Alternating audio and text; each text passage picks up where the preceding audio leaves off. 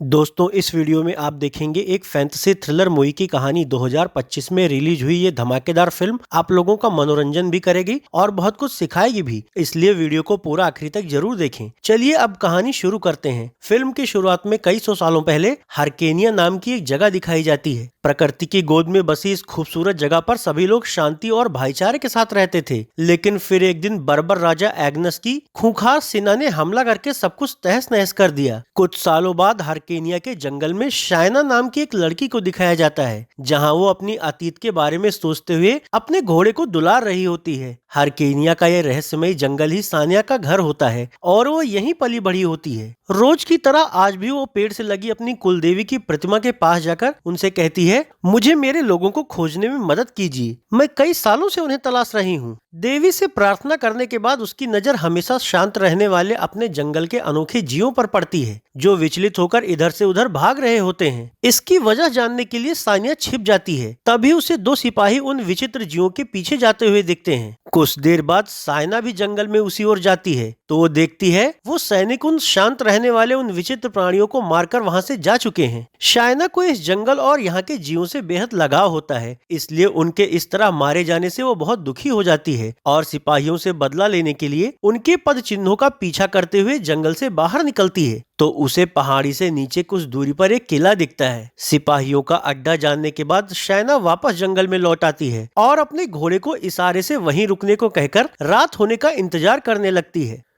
फिर रात होने पर वो चुपके से किले के पास जाती है, जहां किले के सैनिक पकड़े गए जानवरों को बेचने के लिए टॉर्चर कर रहे होते हैं। तभी उनमें से एक सैनिक कहता है, सम्राट अपनी मशीनों के साथ यहाँ आ रहे हैं। ये सुनते ही सभी बर्बर सैनिक चौकन्ने हो जाते हैं। थोड़ी ही देर में मशीन में सवार सम्राट अपने सैनिकों के साथ किले के अंदर आता है। वहाँ सम्राट का अंगरक्षक गोरिल्ला मानो मशीन का गेट खोलता है और सम्राट अपने मंत्री तथा प्रेमिका डाजी के साथ बाहर आता है। बाहर आकर सम्राट किले के कमांडर से पूछता है, मेरा काम कैसा चल रहा है? कमांडर कहता है, आपकी आधुनिक मशीनों के जरिए हम तेजी से जंगल काट रहे हैं और दुर्लभ जानवरों को पकड़ भी रहे हैं। शायना छिपकर ये सब देख सुन रही होती है। वहीं सम्राट कमांडर से कहता है, नए शहर बसाने, उद्योग लगाने और व्यापार करने के लिए हमें ज्यादा से ज्यादा लकड़ियों और कोयले की जरूरत है। इसके अलावा मुझे हरकेनिया के जंगल में छिपे उस रहस्य को भी ढूंढना है जिसकी मैं कई सालों से तलाश कर रहा हूँ। कमांडर कहता है, मालिक आपको वो सब मिलेगा। हमने आपके खिलाफ विद्रोह करने वाले सीमावर्ती राज्य के आखिरी राजा तथा उसके लोगों को भी पकड़ लिया है, इसलिए अब आपके काम का विरोध करने वाला कोई नहीं बचा। तो सम्राट बंदी बनाए गए लोगों को ध्यान से देखता है और फिर सिपाहियों से उनके राजा को बाहर निकलवाकर उससे कहता है, पहले मैं बर्बर राजा एग्नस का गुलाम था। राजा कहते हैं, हाँ, एग्नस ने हरकेनिया पर हमला करके वहाँ के लोगों और संस्कृति को खत्म कर दिया। सम्राट पूछता है, तो क्या अब हरकेनिया जनजाति का कोई नहीं बचा?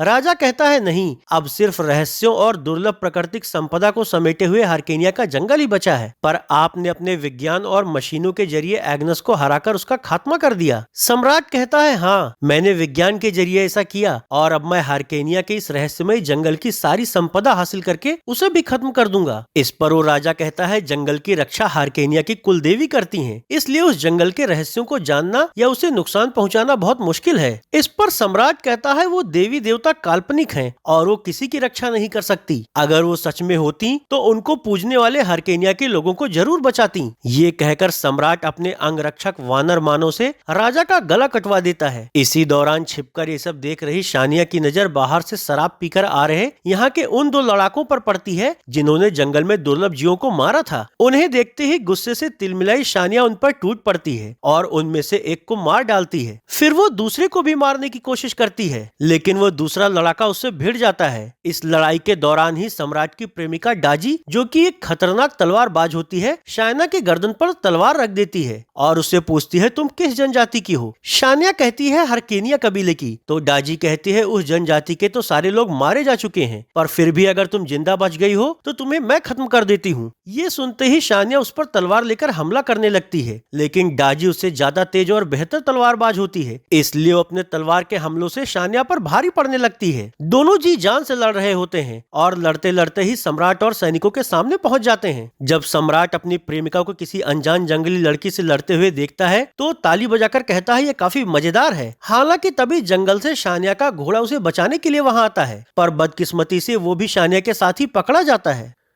थोड़ी देर बाद जब शानिया की आंख खुलती है तो वो खुद को एक बड़े तंबू के अंदर लकड़ी के एक ढांचे से बंधी हुई पाती है, जहां सम्राट अपने लोगों के साथ खा पी रहे होते हैं। सम्राट उससे पूछते हैं, तुम्हारे पास हरकेनिया जंगल का नक्शा कहां से आया और तुम कौन हो और कहां से आई हो? परजी उसे जवाब देने की बजाय पूरी ताकत लगाकर अपने हाथ में बंधी रस्सी तोड़ देती है और सम्राट पर हमला करने लगती है। हालांकि सम्राट का अंगरक्षक उन्हें बचा लेता है। अब सम्राट डाजी से कहते हैं, इस लड़की में काफी जोश है, इसलिए इसे बाकी बार गुलामों के साथ अखाड़े में लड़ाने के लिए भेजो। तो सम्राट के आदेश पर शानिया को बंदी बनाकर सम्राट की राजधानी ले जाया जाता है। वहां वो उसे पकड़ने वाले सैनिकों से लड़कर भागने की कोशिश करती है, पर एक सैनिक उसे पकड़कर पिंजरे में डाल देता है और फिर उसे उस कैद खाने में भिजवा देता है जहां बाकी गुलामों को रखा गया होता है। शानिया वहां एक औरत के गले पर चाकू लगा देती है और उससे कहती है, मुझे जाने दो। ये देखकर गुलामों की निगरानी करने वाला सैन्य अधिकारी उससे कहता है, तुम यहाँ से भाग नहीं सकती क्योंकि ये कैद खाना एक गहरे गड्ढे में बनाया गया है और गड्ढे के ऊपर सिपाहियों का कड़ा पहरा है, इसलिए हथियार नीचे करके अब से बाकी गुलामों की तरह यहाँ रहने की आदत डाल लो, क्योंकि सम्राट का यही आदेश है। अब निकलने का कोई दूसरा रास्ता ना होने की वजह से शानिया मजबूरी में उसे छोड़ देती है। फिर वो अधिकारी वहाँ मौजूद सभी गुलामों से अखाड़े में लड़ने के लिए प्रशिक्षण जारी रखने को कहता है। अधिकारी के वहाँ से हटने के बाद शानिया वहाँ गुलाम बनाए गए लोगों से पूछती है, सम्राट की प्रेमिका कई बार पागलों की तरह खुद से क्यों बातें करती है? तो वहाँ की एक महिला जूली उससे कहती है, वो एक खतरनाक और निर्दयी तलवारबाज है और उसने सम्राट के लिए कई लोगों की हत्याएं की है। उसके बारे में लोगों का कहना है कि उसने जिन लोगों की हत्याएं की हैं, उन्हीं लोगों की आत्माएं उसे दिखती हैं और परेशान करती हैं।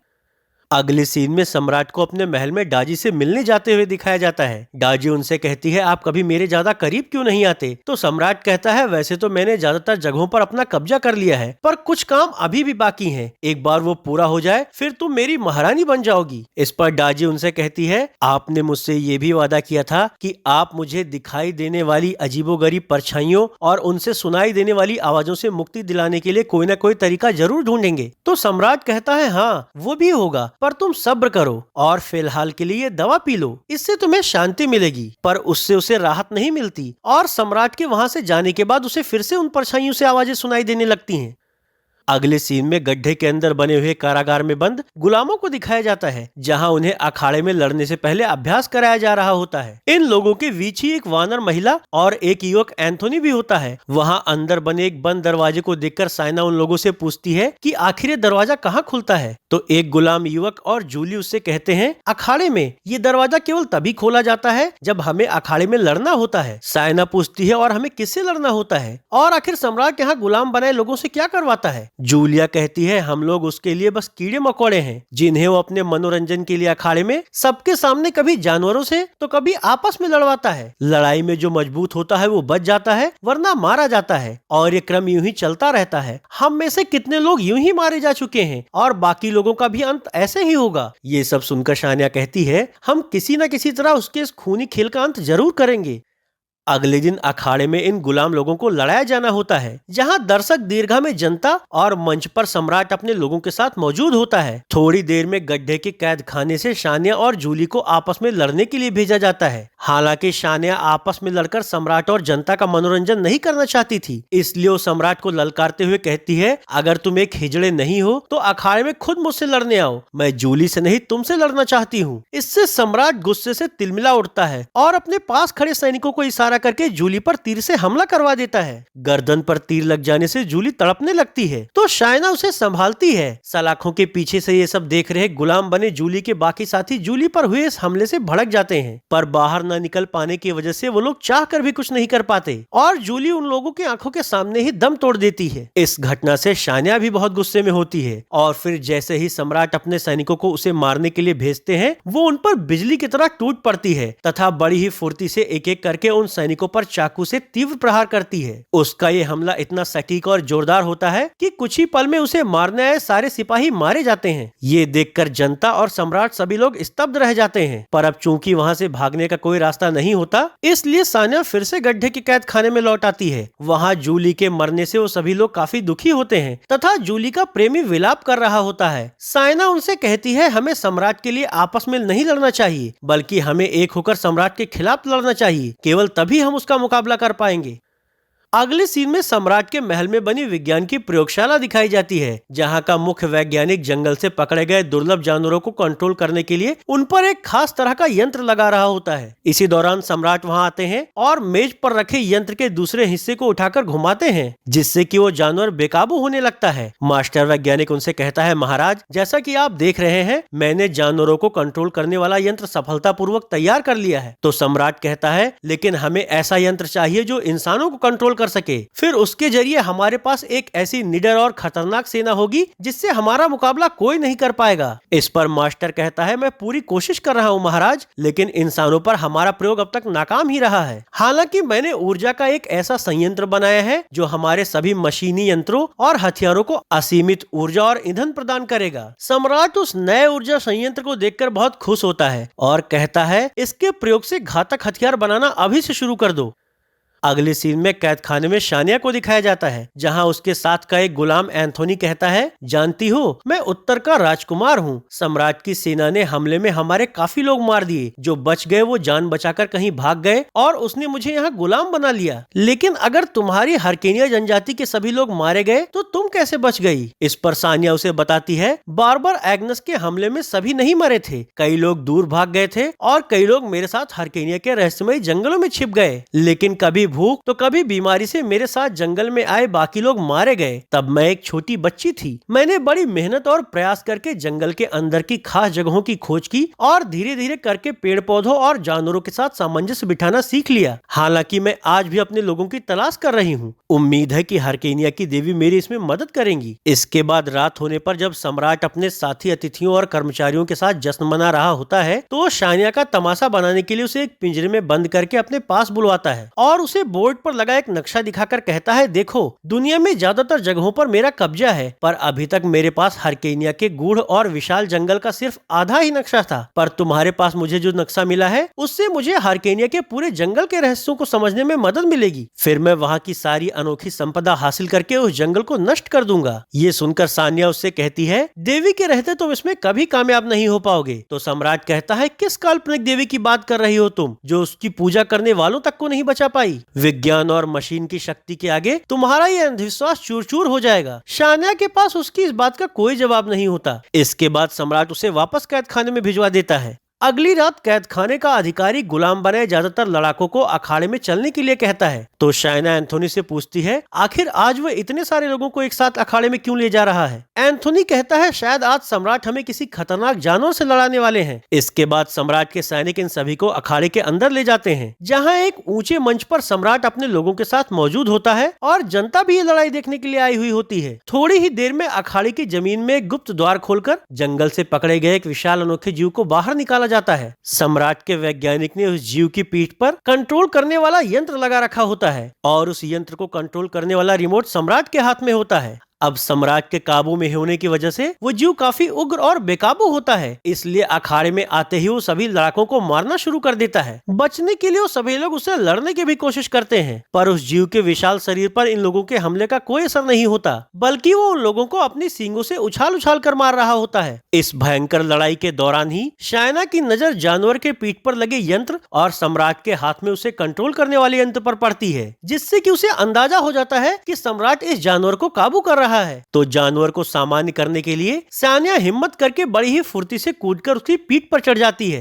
तथा सम्राट के देखते ही देखते वो जानवर के पीठ से नोचकर काबू करने वाला यंत्र बाहर निकाल देती है। यंत्र के बाहर निकलते ही वो जीव तो सामान्य हो जाता है, लेकिन सम्राट बहुत घबरा जाता है, क्योंकि जंगल में रहने की वजह से सानिया उस जीव को इशारों ही इशारों में ये समझा देती है कि तुम्हारे दुश्मन हम लोग नहीं बल्कि मंच पर बैठे वो लोग हैं। सानिया की बात समझकर वो विशाल जानवर अपने विशाल सींगों से टक्कर मार मार के पूरे मंच को तोड़ डालता है, जिससे कि वहां अफरा तफरी मच जाती है और सम्राट के कई कर्मचारी तथा सैनिक मारे भी जाते हैं। हालांकि सम्राट का वानो मानो अंगरक्षक सम्राट और डाजी को बचाकर महल के अंदर ले जाने में कामयाब रहता है। इधर अखाड़े का मंच तहस नहस हो जाने की वजह से बाहर निकलने का रास्ता खुल जाता है। ये देखकर शाइना वहां मौजूद अपने बाकी कैदी साथियों से यहाँ से निकलकर जंगल के पास की पहाड़ी पर कल तक उसका इंतजार करने के लिए कहती है, तो वो लोग वहाँ से निकल जाते हैं। इसके बाद शाइना खुद अपने घोड़े को ढूंढते हुए सम्राट की प्रयोगशाला तक पहुंच जाती है, जहां उसे उसके घोड़े के अलावा वो ऊर्जा का संयंत्र भी दिख जाता है, जिससे सम्राट की मशीनों और खास हथियारों को ऊर्जा मिलती थी। संयंत्र की अनोखी बनावट से साइना को अंदाजा हो जाता है कि सम्राट इस यंत्र का इस्तेमाल जरूर किसी विध्वंसक काम के लिए करेगा, इसलिए एक भाला फेंककर वो उसे नष्ट कर देती है। ऊर्जा संयंत्र के नष्ट होने से वहां जोरदार विस्फोट होता है, जिससे कि न सिर्फ पूरी प्रयोगशाला नष्ट हो जाती है, बल्कि विस्फोट की असर से महल के उस कमरे की खिड़की दरवाजे भी टूट जाते हैं, जहां सम्राट डाजी और अपने मास्टर वैज्ञानिक से बातें कर रहा होता है। धमाके के जोरदार असर से बचने के लिए अंगरक्षक सम्राट को जमीन पर लिटा देता है। इससे सम्राट तो बच जाते हैं, पर खिड़की का कांच लगने से मास्टर वैज्ञानिक मारा जाता है। अपनी प्रयोगशाला के नष्ट होने और मास्टर के मारे जाने से सम्राट को बड़ा झटका लगता है। अगली सुबह तक शाइना जंगल की पहाड़ी के पास उसका इंतजार कर रहे अपने कैदी साथियों तक पहुंच जाती है और वहां से उन लोगों को अपने साथ लेकर हरकेनिया की जंगल की ओर बढ़ने लगती है। हालांकि रास्ते में एंथोनी शाइना से कहता है, अब मुझे अपने राज्य लौटना होगा और बिखर गए अपने लोगों को खोजकर राज्य की पुनर्स्थापना करनी होगी, लेकिन मैं तुमसे मिलने वापस लौटूंगा। शाइना कहती है, ठीक है। तो अब घोड़े पर सवार एंथोनी अपनी राज्य की ओर लौट जाता है, जबकि शाइना बाकी लोगों के साथ वहां से आगे बढ़ते हुए जंगल के नजदीक एक पहाड़ी पर अपना डेरा डाल देती है। थोड़ी देर में उनकी महिला वानर साथी घोड़े पर लादकर सम्राट के एक गुप्तचर को वहां लाती है और शाइना से कहती है, ये एक समूह के लोगों के साथ हमारे पीछे आ रहा था।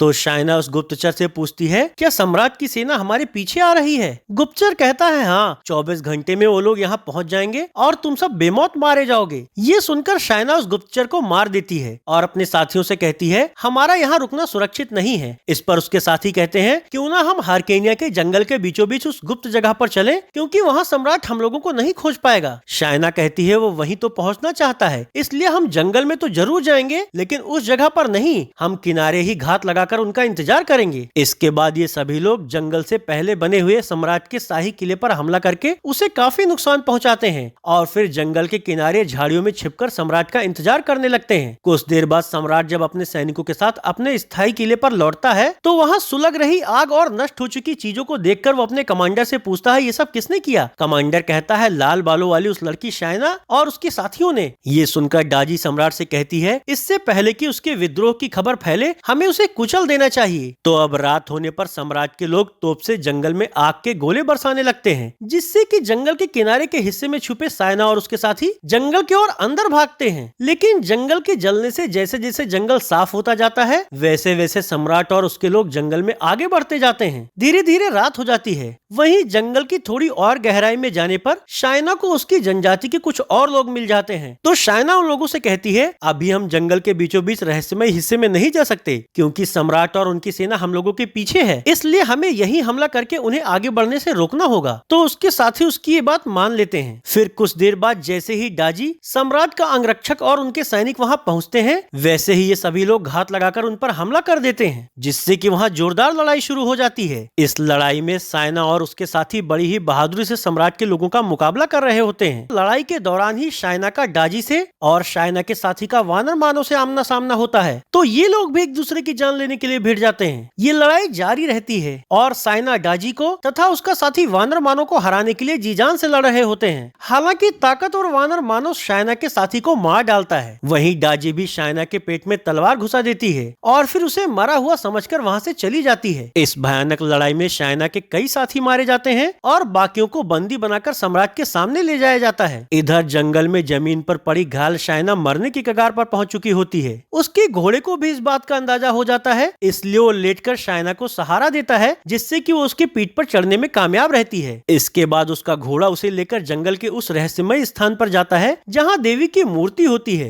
घायल शाइना देवी की मूर्ति से कहती है, अगर अब भी तुमने कुछ नहीं किया तो ये जंगल और सब कुछ तबाह हो जाएगा। उसके ऐसा कहते ही देवी इंसानी रूप में प्रकट होकर शाइना को गोद में उठा लेती हैं और उसके शरीर को पवित्र नदी के पानी में डालकर कहती हैं, अभी दुनिया को तुम्हारी जरूरत है। इससे शाइना के शरीर में एक अद्भुत शक्ति का संचार होता है।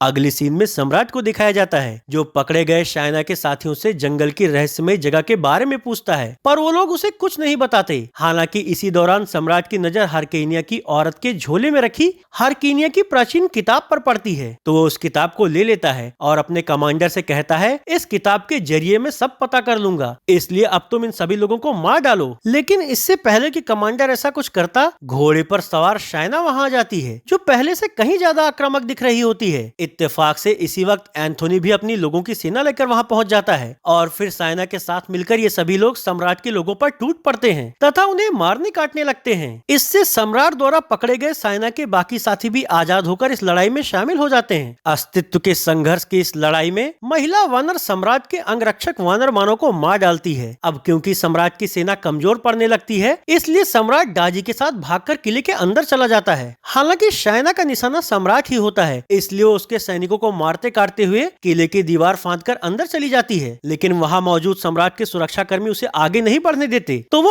उन लोगों को भी मारने लगती है। वहीं किले के एक कमरे में घबराया हुआ सम्राट डाजी से कहता है, तुम मेरी सुरक्षा के लिए लड़ने क्यों नहीं जाती? अगर मुझे कुछ हो गया तो तुम रानी नहीं बन पाओगी और ना ही तुम्हें दिखाई देने वाली परछाइयों का इलाज हो पाएगा। इस पर डाजी कहती है, अब मुझे समझ आ गया कि तुम जो दवा मुझे देते थे वो मुझे ठीक करने के लिए नहीं बल्कि पागल करने के लिए थी, ताकि मैं वो सब देखकर हमेशा भ्रम में पड़ी रहूं। अपना राज खुल जाने पर सम्राट उससे कहता है, हाँ, क्योंकि तुम काफी ताकतवर हो और मैं नहीं चाहता था कि तुम कभी मेरे लिए कोई खतरा बन सको। ये सुनते ही गुस्से से तिलमिलाई डाजी उसके पेट में चाकू घुसा देती है। हालांकि इसी वक्त सम्राट भी डाजी के पेट में चाकू घुसा देता है, जिससे डाजी तो तुरंत मर जाती है, जबकि घायल सम्राट किताब से रहस्यमय जगह की जानकारी हासिल करके वहां से जंगल की रहस्यमय जगह में पहुंचने में कामयाब रहता है। इधर अंदर आने पर शायना को जब वहां सिर्फ डाजी की लाश दिखती है, तो सम्राट को ढूंढते ढूंढते वापस जंगल की पवित्र जगह पर चली आती है। हालांकि उस वक्त सम्राट की हालत बहुत खराब होती है और वो शायना को ये बताकर मर जाता है कि वो खुद भी हरकेनिया जनजाति से है और एग्नस के हमले में बच गया था। इसके बाद शायना पूरे इलाके की नई रानी बन जाती है तथा अपने बिखरे हुए लोगों को ढूंढकर सभी के साथ एक नए राज्य की स्थापना करती है और इस तरह ये फैंटेसी फिल्म ही खत्म हो जाती है।